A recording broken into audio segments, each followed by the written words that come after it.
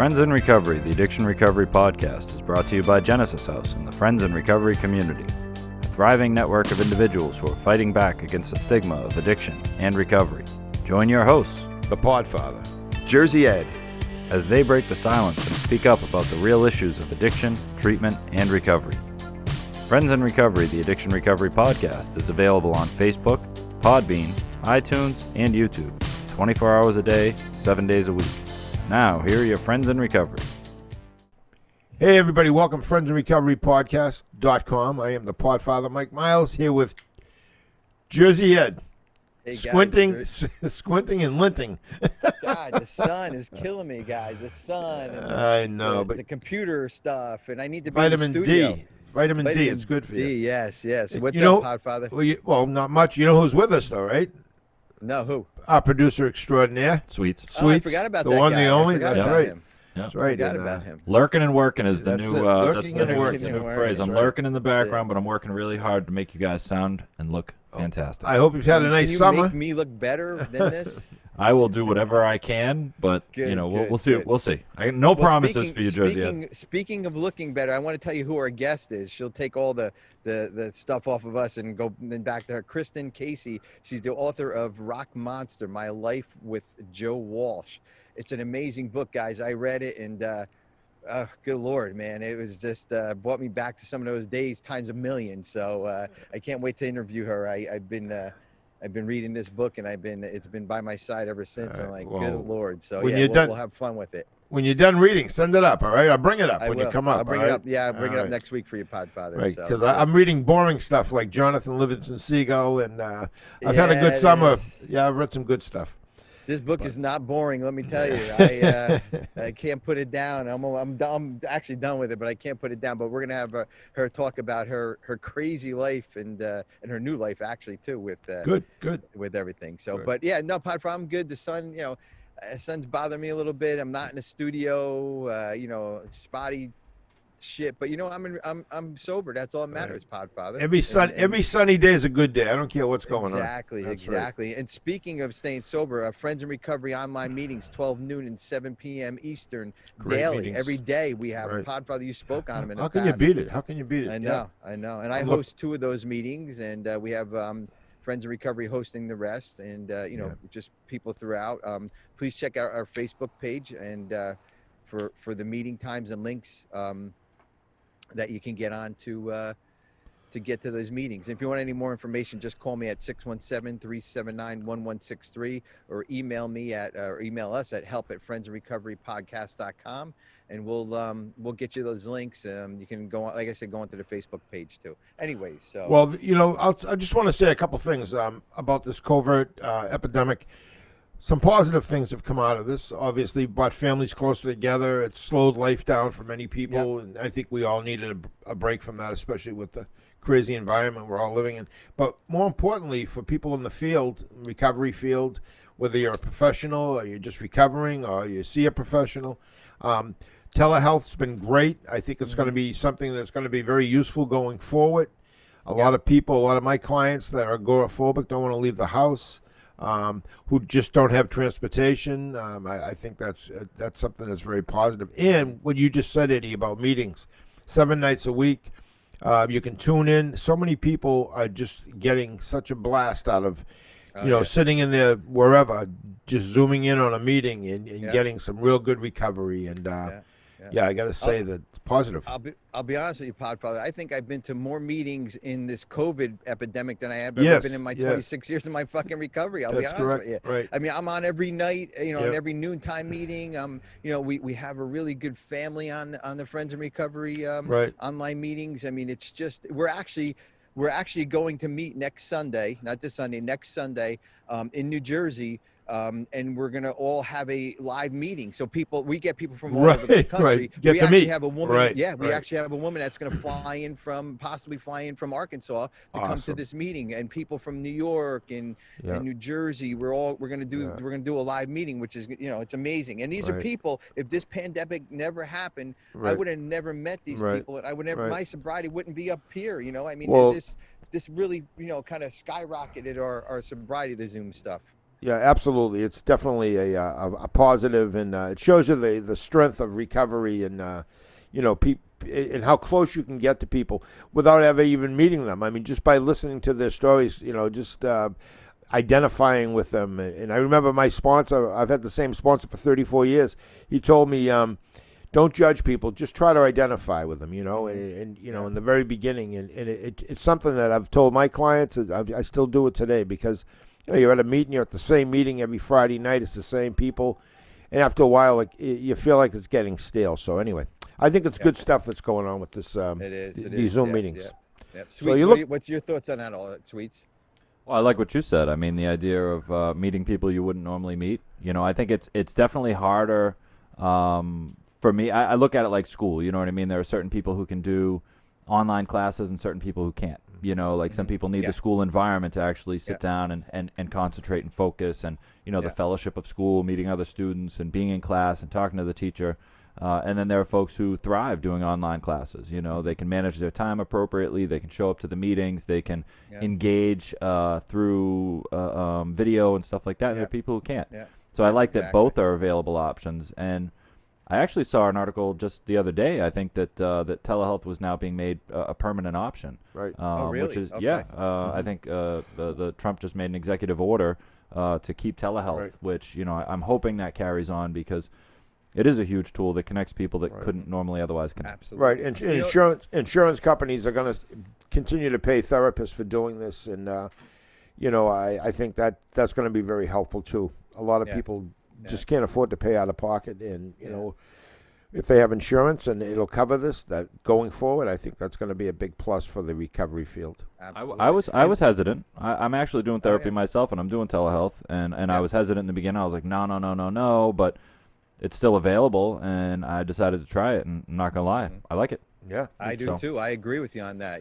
Here's another cool thing that my sponsor. I had my same sponsor for almost 18 years now, and he lives up in North Jersey. I live in Pennsylvania near Philadelphia, and I haven't seen him, or I haven't been to a meeting with him in years, but I kept him as my sponsor. I go to a meeting every day with him now. I get his experience, strengths, and hopes on these Zoom meetings every day. I see him at the 12 o'clock meeting. I stay on after the meeting. Him and I have a little personal talk after the meeting, and so that case, I didn't have to change my sponsor, which I wasn't going to, but Yeah, you got a great sponsor.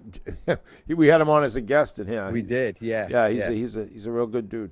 Yeah. Look back a couple of shows. It's Andy V is the show. So, but that's not what the show's about today, guys. This show is about sex, drugs, and rock and roll, and how we put that in our past, and what we're doing now with Kristin Casey. She's the author of Rock Monster: My Life with Joe Walsh. I found a little background on her on an article on Close Up News, and I'm just going to read it real quick. And I think it'll kind of sum up what she's gone through, what the book's about. But here's the book. It's called Rock Monster: My Life with Joe Walsh. It's an amazing book. And yes, she signed it for me. It's in here somewhere. I got the sign. It's going to be worth $1 million one day, and I'll never sell it on eBay, I promise. But anyways, her book is Rock Monster: My Life with Joe Walsh. Is a memoir of author Kristin Casey's life-changing relationship with guitarist legend Joe Walsh. The rock and roll lifestyle was always going to overpower his relationships. It's all consuming, and I got consumed, says Casey. This is not uncommon when you read rock and roll memoirs written by girlfriends or wives of rock stars, especially ones that became addicted. The lifestyle is dangerous territory. A lot of women get into it thinking we're going to be fine. Most of us are wrong. Casey met Walsh in 1988 when she was 20 years old. Walsh was 40. They dated 7 years and were even engaged at one point. Joe is one of the most unique individuals I ever met, Casey says. He's different in a really beautiful way. He is most in his element and most relaxed when he's playing music, and coming second to Joe's music was fine with me. Casey dipped her toes into the rock and roll lifestyle, but soon found herself dragged beneath the current. There are some things about that's pretty powerful, that statement there. Certainly. There are some things about being on tour and being witness to and part of the family of the band on the road that's unlike anything else. It's heavenly. I'm always grateful for that experience, says Casey. I feel really privileged to take care of him on the road. Initially, everyone around him appreciated me, but after 2 years, I was part of the problem. Casey and Walsh broke up in 1995 when she found sobriety. Casey, who has wanted to be a writer her whole life, realized she had an interesting story to tell about her years with Walsh and the demise of their relationship. My addictions were not just on substances like alcohol and cocaine, Casey said. I was addicted to Joe. I depended on him for my identity as a person because it was just so easy to take on the identity of a rock star's girlfriend and be a passenger on the wild ride. Relationship stories, especially stories of volatile relationships with rock stars, will always fascinate people. But Casey's story was so entwined with her addiction. This is the most impactful relationship of my life. But I also needed to share what I knew about addiction with the world, says Casey. It's stigmatized and it's demonetized. I felt I not only had the right to write a book, but a responsibility to write this book because I needed to add my voice to the wider conversation about addiction. Fans of Walsh will be happy to learn Casey still thinks the world of the rock legend. I still love Joe. I am not in love with him, but he was my best friend for a long time, Casey says. And I spent a long time asking myself, should I write this book? Do I have the right to write this book? How am I going to tell this story and still honor and respect Joe, Casey says. My hope is he'd appreciate it, understand what it was like from my perspective, but also being reminded of the good times because we really did have some great things for a while. Welcome to the show, Casey, Kristen Casey. How you doing? I'm great. Thank you for Well, that's having nice. me. For reading that, I'd forgotten all about that interview. That was fun for me. That's a wonderful, wonderful kind of synopsis of your life of that book. I do encourage everybody to really go out and buy this book. It's Rock Monster, my life with Joe Walsh. Kristen, that book is. Good Lord, I grew up in the 80s, so I'm guessing we're about the same age, and the crack and the coke and the alcohol. I was like, I don't know how you're alive. I really don't. I just don't know how you're alive. Unlimited money, unlimited, everything, just living that. Guys, if I can explain this book in just a quick sentence or paragraph, it's everything you think a rock star's life is and then more. Everything you think that rock stars do on the road, that's what they did on the road. Exactly what you think in this book. It's just unbelievable. So Kristen, with me not kind of going over the book, but give us your version of that and let us know how you're doing today and all that stuff. I mean, this is a crazy life you lived. Yeah, no, it was definitely a crazy life, and it was completely out of bounds. It escalated to a place that, I could have died. In fact, I had some health issues afterwards. I was sort of on the verge. I'd done a lot of damage, and one of the various doctors that I went to, when I first filled out that new patient form, and he looked at how much I used to drink, and then had a little talk with me. He said, literally, you shouldn't be alive. You should not be walking around. And I just thought, I feel very lucky, and I feel like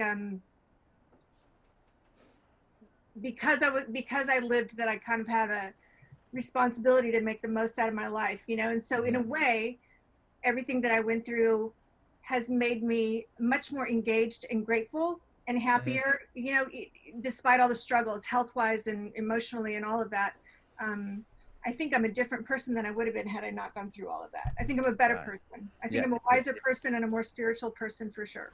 Yeah, absolutely. Well, you lost. It seems like in the book you lost your whole spiritual being. You lost. I mean, you were trying to run from relationship to relationship while you had a relationship with Joe. You know, the drugs to drugs. I mean, when you read the book, you can just see your life escalating. You're like, when is this chick gonna fucking crash and die? And it keeps going. Another chapter. I'm like, there's still 15 chapters left. I'm like, how much more shit is she gonna go through? And it still goes and goes and goes and goes. It was just amazing. But even before you met Joe, you were, and you can cut this out or whatever, but in a book it said you were a stripper before that. And Oh, yeah. you started using before Joe, obviously. Yeah, I don't like to leave that out, actually. I think it's a really important part of my story. I think my story has a few layers, and the thing with Joe and the rock and roll lifestyle and the thing about losing my identity is really important. And it's not just rock stars, like a lot of women and people in general, but it tends to happen to women, I think, more often. Hopefully that's changing. But it's not uncommon for a woman to sort of lose her identity, whether it's because she becomes a mother or because she hooks up with someone who's just got this really big life. And so that's a major part of my story. But this thing about my work as a stripper and my trajectory before I even met Joe, because I was for a brief period a meth addict, I think that's a really important part of my story, because I think there's this thing about there's a stigma around addiction for sure. There's also a stigma around sexuality or sexual women in general. And I'm certainly not going to say that stripping is the healthiest thing for all women. And for a time, when I did it later, it wasn't all that healthy for me. When I did it right around the time right before I got sober, I was stripping, and it wasn't all that healthy for me because I didn't have great boundaries. But when I first started, it saved my ass. I had just come through a short meth addiction as a 17, 18-year-old. I had just gotten to Austin. I was going to UT. I had terrible self-esteem issues. I didn't believe I wanted to be a writer. I didn't think I would ever be good enough. You know, that was sort of my daily mantra is I'm never going to be good enough for anything. And so I dropped out. I mean, I started using speed and shooting up right away. And I was in the punk scene, and I got caught up with, there's a bunch of great people in the punk scene, really fun, smart punks who were making music and going to school. And then there was this contingent that was shooting up speed and beating each other up. And of course, my self-image kind of identified more with that contingent. And so within 6 or 8 months, I'd spiraled seriously, lost everything, spent all my scholarships and grants on drugs, been ripped off, beaten up. I'd been abducted, threatened with death. I mean, it was a real mess. But because I spiraled so quickly, I sort of woke up one day really quickly and got out of it and tried to find a job so I could go back to school and start paying off those loans. And couldn't find a job anywhere and needed rent. And a friend told me about this strip club. And, I was a sexual person who was raised in a very sort of strict Catholic household with the schools and everything. And so I was pretty inhibited, but I'd never been in a place where people were celebrating sexuality and sort of seeing it as a form of self-expression. And while, commercializing sexuality in general might not be the healthiest thing for someone, especially at my tender age of 18, it was a positive experience in that it helped me get back on my feet. I was instantly making money. I was being appreciated. There were bouncers. There was no touching back then. I was being told on a daily basis that I was, you did a lot of talking with your clients back then. So I felt like, people were telling me I was interesting and funny. So it was actually a real self-esteem booster. And it was also great to be in this environment where people just were not demonizing or condemning sexuality or a sexual woman. So I think that's an important part of my story. I work in the field of sex therapy now. And there's a bit of a correlation or a parallel, I think, with sexuality and intimacy and addiction, because a lot of that is about connection or lack of connection. If you have intimacy issues, it might be because you're unable to connect for whatever reason. And if you're unable to connect and you have a predisposition for alcoholism, that emotional isolation can lead you down that path. And so there's a lot of parallels, I think, between those two worlds. Yeah. Wow. Well, the other thing too, you know, stripping or burlesque, you know, whatever. It's an art, and you're an artist. Obviously, you write. You're very creative in the book. You're very creative in the book.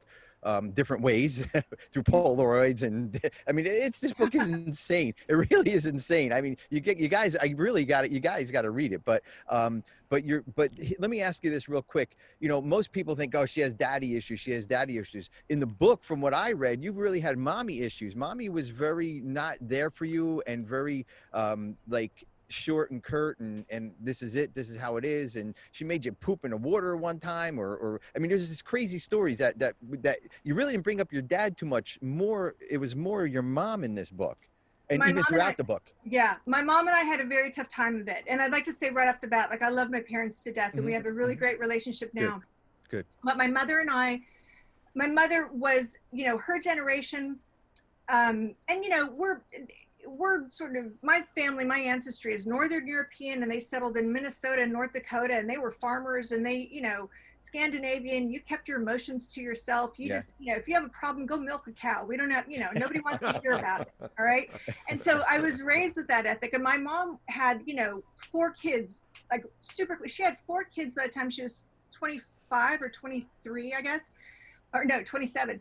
And a full-time job, a high-stress job, as a emergency room nurse. And she was not raised with this idea that therapy was something, even asking for help, you know. So she was, and she also dealt with depression, you know, my mother's side of the family, alcoholism and depression.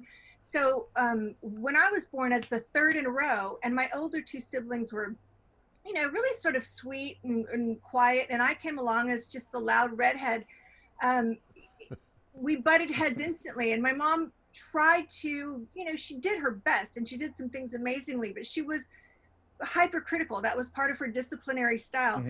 And my father, while he was much better at really showing love and making me feel lovable, which I think is, you know, really helped balance out this sense of being unlovable I got from my mother, he also was not that good about seeing what was happening and protecting me from it.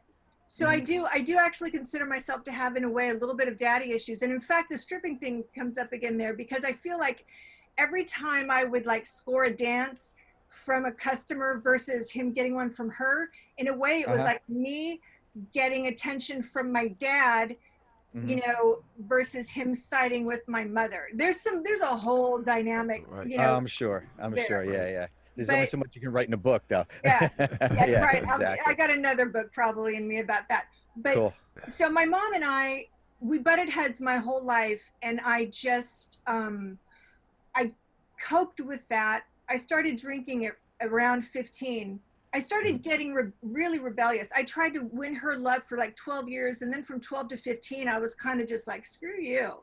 So I started rebelling, and that's when I started drinking. And then when we made the move from San Diego to Texas, it was really kind of traumatic, and I started drinking on a regular basis. So I was a weekend binge drinker in high school, then came to Austin for college, started shooting up speed, got out of that, ended up in a strip club where I was drinking every night for free. I was only 18, but my boss would just, you know, turn a blind eye.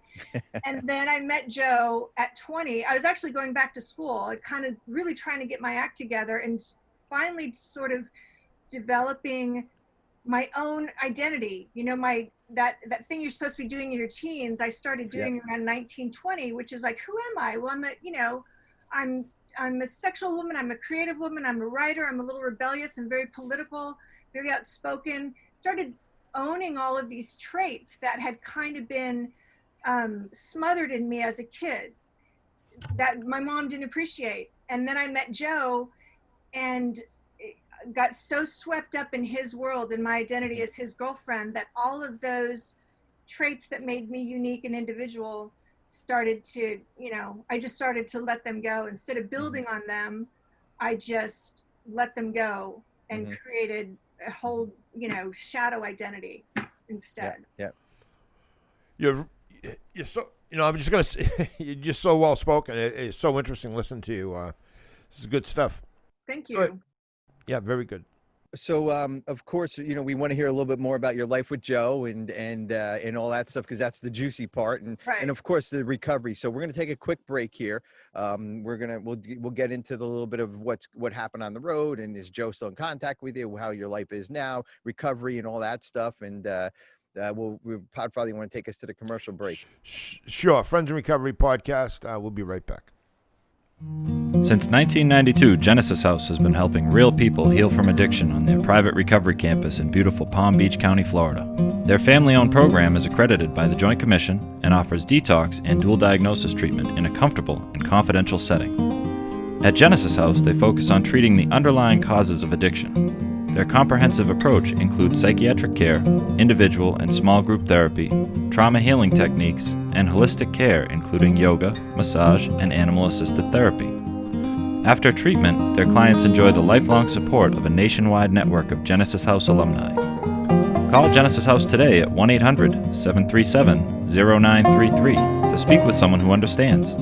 Visit them on the web at www.genesishouse.net. It's time to start your journey to a long and successful recovery. Welcome back to the Friends in Recovery Addiction Recovery podcast. We want to thank our sponsor, Genesis House, for supporting this show, along with individuals in recovery and the people that love them. Friends in Recovery Community of Support holds events across the country sponsored by Genesis House in Palm Springs, Florida, Marlton, New Jersey, Newtown, Connecticut, and Brooklyn Park, Minnesota. The Friends in Recovery Addiction Recovery podcast is powered by your likes, follows, subscribes, and shares. And please be sure to do us a favor and leave us a 5-star review. Hey, everybody. Welcome back. Friends in Recovery podcast. I am the Podfather, Mike Miles, here with Jersey Ed. Jersey Ed. And our special guest, Kristin Casey. Very special. Yes. Take it away, Ed. Well, real quick, guys, I want to talk about a couple things. One is SoberPod, guys. SoberPod is a podcast that hold on, I'm just losing you guys. SoberPod is a podcast that I've been in touch with for almost a year now. Carl, Steve, Ellen, and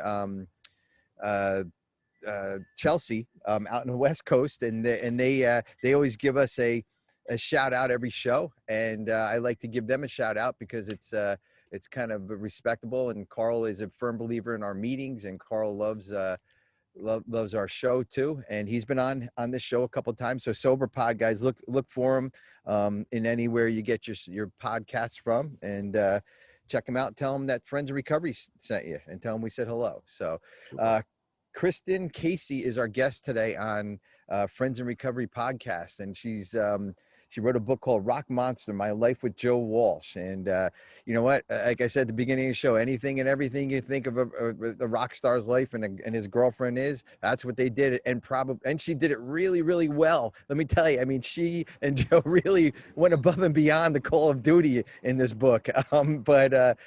Kristen, before the break, we were just talking about, your life as you're growing up and mom and dad and the strip clubs and all that. But what was the road like? Like, you were going to sleep at 4 o'clock in the morning, waking up at God knows what time. And what's this monstering thing? I want to know about monstering, because I'm pretty sure I've done it, but not on the scale that you have. Okay. But there's a term in her book, guys, that's called monstering. Her and Joe would monster. So I'm guessing it's about sex and drugs and just being out of your body and mind. Yeah. I mean, it basically means, like being out of your body, like being an animal. Like, it basically means just like going completely over the top, being excessive. So like you can use it as a verb or a noun or an adjective. So it was like our pet name for each other. So if we went on a binge, when we would go on a binge, which, it'd be like at least once a week, we'd go on like a 48-hour binge or more. It's sort of towards the end of it, the house would be trashed, and there'd be like, rolled up dollar bills everywhere and sex toys everywhere, and empty bottles of booze and full ashtrays everywhere. And we'd kind of look at each other as we'd head to bed and be like, man, we really monstered. Or if Joe dumped out some blow and he's like, go ahead, and I snort, half of it at once, half a gram at once or something, he'd just look at me like, you monster, or if his bass player called and said, can you guys hang out? We'd be like, no, we're monstering. It just meant that we're just like partying our butts off right now.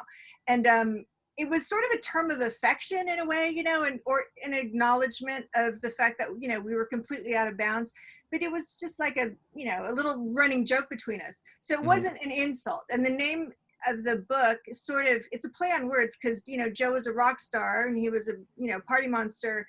I was a monster as well, but I was also eventually addicted to crack rocks. And so the title is kind of about both of us, but in a way, you know, that's. How did you meet? How did you meet Joe Walsh?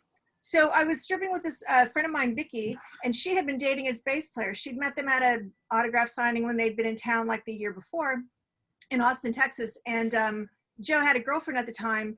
When they came back, it was May of 88.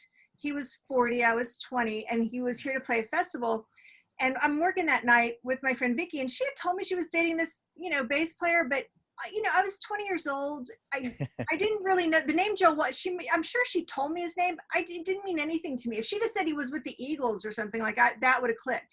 But I knew his music, but I didn't know the name. So she's like, why don't you give me a ride to the hotel? So, you know, the guy I'm dating, I want to hook up with him tonight. And on the way there, she said, it's like 2 a.m. You know, we've been working all night. And she's like, come up with me. I want you to meet the singer guitar player. I think you guys will hit it off. So it was, I think, kind of like her sly way of fixing us up because he had just broken up with someone. Right. And I was like, yeah, all right. Like, I'm going to meet him to be polite. I thought he was like some one-hit wonder from the 70s is what I'm thinking. So I go meet him and I'm like instantly enamored. And 20 minutes later, I hear a voice in my head that says, this is the man you're meant to marry. I mean, I literally heard like the skies parted, and I stayed all night, and we just, you know, we did what you do. He offered me some Coke. I didn't do any Coke, but I just was slowly falling in love with him. And the next day he played the gig and had left me some tickets. So I go see him play. And that's when I start hearing all of these songs that I recognized from the radio. And I was like, oh my God, this guy's a rock star. Like, I was a one-night stand. He's never going to call me. So I was kind of devastated. And then, because I really thought we're supposed to get married and he's never going to call me. But then he did. And so over the next few months, we kind of slowly became a couple. And he started flying to Austin a lot. And then I started flying out to LA a lot. And, you know, by the end of that year, we were a couple, and I was traveling around the world with him, Australia, New Zealand, Japan, going on tour with Ringo the next year. And all of a sudden, for the first time in my life, I felt like I had a tribe. You know, like I'd never had a tribe. I didn't feel like I belonged in my own family. I didn't feel like I belonged in a way in the punk scene. You know, I mean, I did, but I hung out with the wrong crowd. So I had to leave the punk scene for my own to save my life. And then even as a stripper, I didn't quite fit in. You know, I wasn't the typical stripper. I was just too cerebral. So all of a sudden I had this family, and I was madly in love with Prince Charming. And a couple years later, you know, I got to quit work and move in with him, which is of course when, you know, I was around drugs 24/7 as opposed to just, you know, 2 or 3 weeks a month. And that's when my addictions got really, really bad. And when you were addicted, did you know you were addicted? In other words, did you ever have a heart-to-heart conversation where he said, hey, we got to stop doing this, or you said we got to stop doing this? Because you know how it is when you're up and down, you know, the reality sets in when you're hungover and you're feeling shitty and you go, oh, this shit's got to stop. Yeah, yes and no. Like, nobody really talked about addiction then in the late 80s, early 90s, the way they do now, right? And also, Joe was so successful, and our life was so glamorous, it was very, very easy to convince ourselves that we didn't have a problem. Right. You know, we weren't homeless, we weren't missing work, getting fired, whatever. We did know we had a problem. We did know that these weekly binges, you know, because we used like 5 days out of he used every day. I used like 5 days out of 7. What Joe would do, he could moderate for a few days and then go off the rails. Every time I did Coke, I would go off the rails. I'd do it until it was gone, and everybody was out in the tri-state area. Like I was one of those, I never did like, you know, a little bit of Coke ever. So Joe was aware from the beginning. I didn't start using Coke with him for a few months, but as soon as I did, he was wary because he'd lost, I mean, this was a pattern. Like, he'd had girlfriends go off the rails before, but he knew that I quit speed. So I think he thought, this is a strong chick. But when it came to Coke, no, that wasn't the truth. And so he was pretty quickly always trying to keep control of the drugs and rein me in, but we never talked about quitting. except for one time he did go to Hazelden. His road manager, Smokey, had talked him into going into rehab. I think it was like in 1990. And it took for a couple of weeks. Like he stayed for a couple of weeks and he stayed sober for a few days. But as soon as we got back to LA, around the friends and the band, and like his best friend was his bass player who was also his coke dealer, right? Like, so you know how it is. So we instantly started doing it, Jesus. using again. Yeah. You know, we always thought we at some point would learn to moderate. That was the goal, always, to just moderate. Like, especially when I moved in with him, I thought, you know, we'll just do blow from like Friday to Sunday. It'll be like a weekend thing. Right. Like, and it never ever. Hey, Kristen, what about Don Henley? Was he close to Joe? Were you guys close? It seems like they didn't have a great relationship. Yeah, no. So the Eagles weren't even speaking to each other at the time that Joe and I got together. They did try to have a reunion. I forget what year it was. I want to say 90 maybe. But it was Glenn Fry who did not show up. So everybody was there. Timothy, Don Felder, Don Henley. They were all so lovely. You know, they treated me great and they were jamming. And then even the next day, Glenn Fry didn't show up. And so he was just like, no, I'm not doing this. So the Eagles almost got back together like in 1990. And then later, as the relationship went on, Joe and I broke up in 93 for like 6 months and then got back together. And the night that we got back together was in February of 94. And we were in a hotel in Studio City. And Joe had been going like more off the rails than I'd ever seen him. And so we were doing a bunch of blow and I sort of talked him into getting back together. And literally within minutes, the phone started ringing and it was the band. It was the Eagles having sort of an intervention over the phone, talking him into, hey, we're getting the band back together, but we're not doing it without you. And we're not doing it unless you get clean and sober. And he was furious because, you know, when somebody. Yeah, he's being singled out. Sure. Yeah. But the truth is he needed, you know, his career had been on a downside for a long time. He needed the money so he did it grudgingly. And he told me before he went in, I'm going to do this because the Eagles are getting back together, like, duh. But when I get out of rehab in 4 weeks, I'm going to throw the biggest party this town has ever seen. And the funny thing was rehab took. I don't think he ever used again.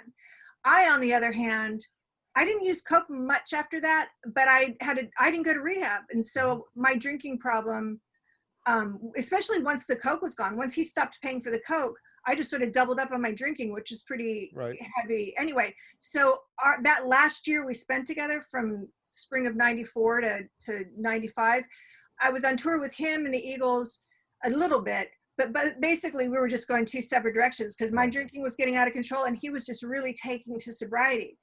And the band was super supportive, like especially Don Felder, I have to say, was such a great guy. And Don Henley and Glenn Fry, you know, they were very supportive of Joe getting sober and everything, but they had so many, like, they were really immature guys. They had so many personality conflicts that by the time I started going on tour with them, I noticed like they weren't even talking. Like, yeah, it was a really I mean, it was great they got Joe sober, but that band, I mean, they could have used some group therapy badly. Now, would you say Joe's still sober today? Yeah, absolutely. Kristen, real quick, Kristen, I in the book, and we're running out of time here, but in the book, I noticed a touch of like humanity in you, or maybe coming back to life, was when your cat Rocky died and Joe called you up and said that your cat died. And was that a turning point in your life for saying, what the fuck is going on in my life? I'm fucking out here like all fucked up and I can't take care of a goddamn cat, let alone myself. That's kind of what I got out of that piece. Yeah. You know, it was a wake-up call. It just didn't take right away. But I tell you, writing that book and going over it and over and over it, like doing draft after draft after draft, it was a very cathartic experience. And I cried a lot during certain scenes. But, you know, after like the 20th draft, none of the scenes would bring me to tears except that one. That one always made me cry. And it's a truth. The truth is, I feel like I neglected my cat and allowed him to die. And the way you treat your pets says a lot about the way you're treating yourself. Right. It really does. Right. And I didn't get sober for, a number of years after that. But, sometimes along the way to getting sober, things leave an impact. And then you come to that moment where you get sober and you start remembering all those things. And they inform your decision to get sober. Right. And Yes.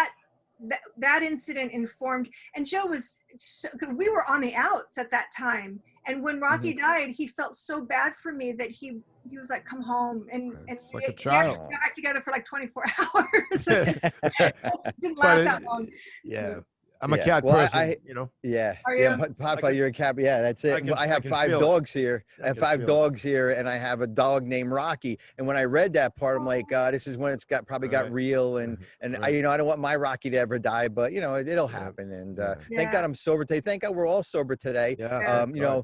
And tell us a little bit about what you're doing now. We do have to kind of move along, but tell us what you're doing now. And is there a website? How people can get a hold of you? I want to buy the book. The other thing too is I want to give away 2 books. Is that okay? That we can give away 2 books to people who call us at 617-379-1163 or email us at help@friendsandrecoverypodcast.com, and I will have Christy send me 2 books and I will mail them out to you. And of course she'll sign them, but I have the first signed copy of this book ever. No, I'm just kidding. But But I just got the paperback. The paperback is coming out tomorrow. So I just got a box of those. So I've got some hardbacks and some paperbacks. So just tell me which ones that the winners want, and I'll send those. Oh, that's awesome. Yeah. Perfect. So what I'm doing now, like I got sober in 97, never used again.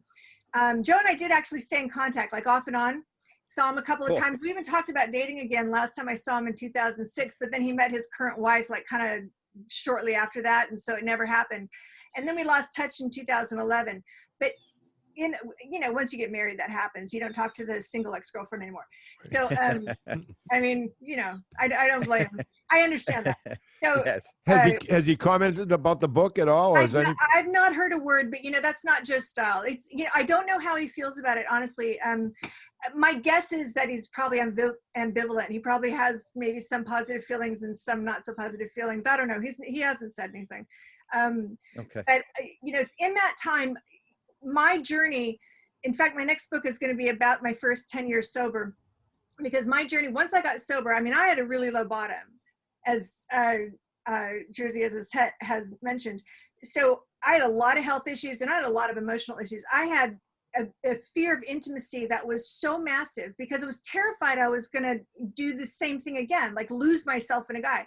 So I had to learn how to have relationships, friendships, had a relationship with my family, and then very, very slowly learn how to put myself out there and be authentic and allow myself to be rejected and not take it as devastating. And so this overcoming this fear of intimacy that took me like all through my 30s changed my life. And thank God for the tools of sobriety. I was going to meetings very regularly back then. I did a lot of sponsoring. I went to conferences all over. I mean, the program saved my life. It taught me the coping skills I needed. The principles of the steps are the filter I see all of my life through, and my entire life is lived through. And it's not the way everyone gets sober, and I get that. Back then there were really no other options, but it was what I needed. And so once I got into my 40s and I realized that I actually thought about becoming an addiction therapist and going back to school for that. But I also realized that I have my strength is really more in the field of sexuality and intimacy, emotional and physical. And so I work as an intimacy coach now. It's in the field of sex therapy, and I help people, some addicts, recovered addicts, most not, just people who struggle, being able to put themselves out there, be authentic, really connect with other people. A lot of my clients have some sexual abuse or childhood trauma, but most people have some kind of intimacy issues. My clients have, I work with a lot of like 30, 40, 50-year-old virgins, like people who have some pretty severe intimacy issues that are keeping them from really being able to date and have a fully rewarding and satisfying romantic or intimate life. And so, Cool. My website is Kristen, it's super simple, KristinCasey.com, and Kristen is spelled I-N, Kristin, Casey.com. And you can get my book through there. It's, you can get it on Amazon and anywhere books are sold. my coaching, all about my coaching practice is there, and all about my book and my future books. It's all there. Cool. Super. Good. Yeah, guys. So just go to her website, KristinCasey.com, and there's more information there. Please give us a call or email us, and we'll get those copies of the books out. And Kristen Casey, it was an amazing story. I'll be honest with you. Thank God I go to meetings every day, because reading this book, I needed a meeting after every fucking chapter. I'll be honest with you. It is an intense book. Just to let everybody know, there's a lot of, drug use, a lot of everything in it, but it is definitely the demise of a human being and the rebirth of a human being. Just like our lives are, everybody's on a path to their own recovery or not, whatever it is. And this is one that is an amazing story. And you were a great guest, Kristen, and hopefully we'll have you back on again. I'd love to. We'll talk a little bit more. I absolutely Yeah. Thank you very much, and thanks for being a fan of our show. Oh yeah, it's fantastic. Yeah. In fact, I posted a couple of your episodes recently. Cool. They're on my Facebook page. No, I think the world of you guys. I'd love to come back anytime. Super. Thanks. Great. Great, Kristen. All right, Kristin thanks. Casey, author of Rock Monster, My Life with Joe Walsh. God, guys, this, you got to read this book. It's just amazing, Mike and Sweets. It just kind of tells, the life of just an everyday human being that can get caught up in something like this. I'm going to go on Amazon today. I'm going to have Arlene go on Amazon today. I'm going to buy this book. Yeah, I'm excited to read it. What a great guest, Eddie. Again, you've outdone yourself. God, it's unbelievable. Every guest gets better than the last guest, and every last guest has been superb. Unbelievable. Amazing. She was amazing. Amazing guest. Yeah. Well, we did take a little bit more. We did take a little bit more time with Kristen, and that's good. So we're going to probably close here, and then we'll that's it. You want to take us out, Podfather? Absolutely. friendsinrecovery.com, and great show. Yep. Stay sober, everybody. That concludes this episode of Friends in Recovery, the Addiction Recovery Podcast. Thanks to Genesis House for supporting those on the path to recovery and for keeping this valuable resource free for our Friends in Recovery community. Follow us on Facebook for past shows and updates. If you're interested in becoming a guest on the show, email us at help@friendsinrecoverypodcast.com. If you can't get enough of Mike the Podfather and Jersey Ed, you can catch them on Answering the Call, the First Responder Podcast, available on Facebook, Podbean, iTunes, and YouTube.